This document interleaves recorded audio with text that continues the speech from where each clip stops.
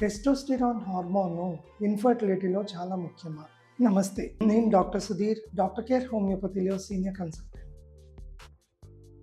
Yes, కంపల్సరీగా మగవాళ్ళల్లోని ఆడవాళ్ళల్లోని hormonal ప్రాముఖ్యత చాలా ఉంటుంది. కంపల్సరీగా టెస్టోస్టిరాన్ హార్మోన్ ఉన్నప్పుడు స్పర్మ్ సెల్స్ మనకి ఇంప్రూవ్ అవడానికి హెల్ప్ అవుతుంది. ఎఫ్ఎస్హెచ్ అన్న హార్మోను మనకి ఎప్పుడైతే ఆడవాళ్ళలో తక్కువగా ఉంటుందో ఆటోమేటిక్గా మీకు ఫాలికల్స్ స్టిమ్యులేట్ అవడానికి తక్కువ ఉంటుంది. కానీ ఆడవాళ్ళల్లో ఏఎంహెచ్ హార్మోన్ వల్ల ఓవేరియన్ రిజర్వ్ అంటే అండాలు ఎంత ఉన్నాయి, దీనివల్ల మనకి ఎంత ఉపయోగం ఉంటుంది ప్రెగ్నెన్సీకి అన్నది నిర్ధారిస్తుంది. తర్వాత థైరాయిడ్ హార్మోన్ కూడా ఉన్నప్పుడు ప్రెగ్నెన్సీ రాకపోవటానికి ఇబ్బంది అది ఉంటుంది. సో గర్భసంచి క్వాలిటీ చాలా ముఖ్యము.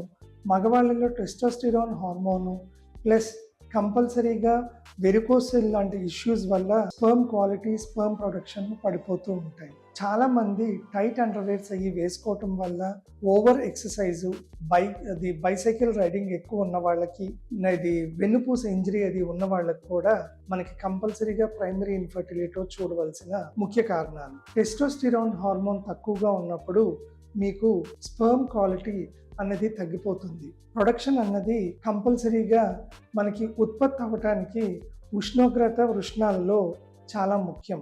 ఎప్పుడైతే టెంపరేచర్ అది ఉండదో వీర్య కణాలు చనిపోతాయి. అందుకనే అప్పుడు కౌంట్ ఇష్యూస్ అయ్యి వస్తూ ఉంటాయి. సో కౌంట్ ఒకటే కాకుండా స్పర్మ్లో క్వాలిటీ కూడా అది మనం గమనించినప్పుడు ఏ కారణం వల్ల ఇబ్బంది వచ్చి మనకు ఉండట్లేదో, సమస్య పరిష్కారం అవట్లేదో డాక్టర్ కేర్ హోమియోపతిలో పర్సనలైజ్డ్ ప్రోగ్రామ్ కాన్స్టిట్యూషనల్ ట్రీట్మెంట్ ద్వారా మీకు శాశ్వత పరిష్కారం అది జరుగుతుంది.